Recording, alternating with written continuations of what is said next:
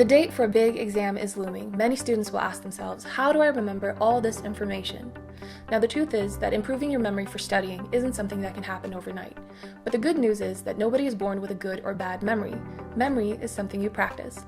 Hi, my name is Yanjaa Wintersoul, and I'm a memory champion who teaches and coaches memory all around the world. While my memory techniques have helped me win competitions and break world records, they've also helped me in the classroom. The goal with studying is to connect new information with old information. How do we use what we already know to learn what it is we want to know? I can teach you the proven strategies and the study skills necessary to make these connections not just easier, but more fun and efficient, so that you can remember more important information for longer and in an easier way.